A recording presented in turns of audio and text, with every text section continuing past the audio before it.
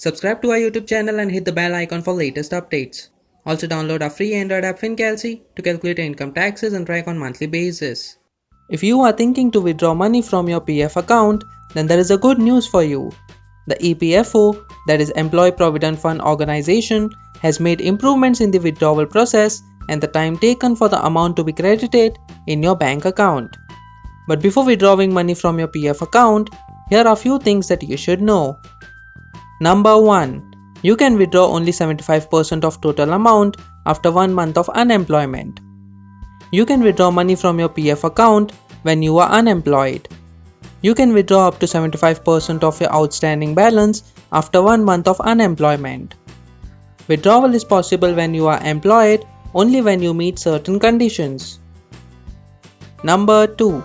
You can withdraw remaining 25% after 2 months of unemployment. So remaining 25% of your outstanding balance can only be withdrawn after 2 months of unemployment. PF account is usually treated as retirement account, and that's the reason EPFO will allow you to withdraw money in case you are unemployed. Number 3. PF withdrawal is taxable in case an employee does not render continuous services for a period of at least 5 years.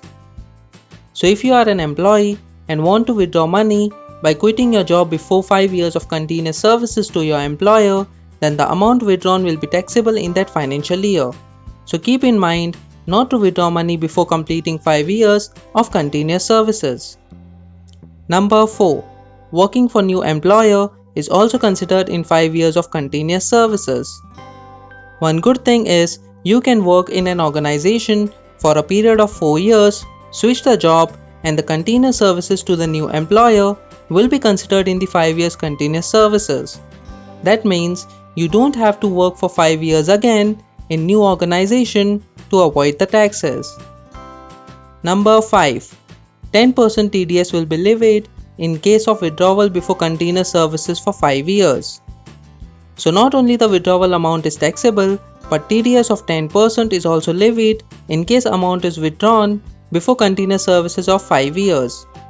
TDS is referred to as tax deducted at source. Number 6. TDS is not levied in case the amount is less than Rs 50,000 or employer closing down the business. In some cases, like if the amount withdrawn is less than Rs 50,000 or if the employer is closing down the business, 10% of TDS will not be levied. Number 7. You can avoid TDS by submitting Form 15G or 15H. So if the amount is more than Rs 50,000 and the period of service is less than 5 years, you can submit Form 15G or 15H to avoid TDS in cases where the income for that year is below the taxable limit. That means if you don't fall in any tax slab category, you can submit this form to avoid TDS. Form 15H is for senior citizens.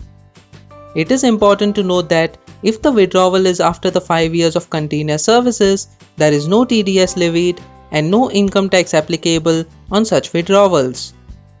That's it in this video. Download our free Android app FinCalC to calculate your interest on PF account. Stay tuned. Subscribe to our YouTube channel and hit the bell icon for latest updates. Also download our free Android app FinCalC to calculate your income taxes and track on monthly basis.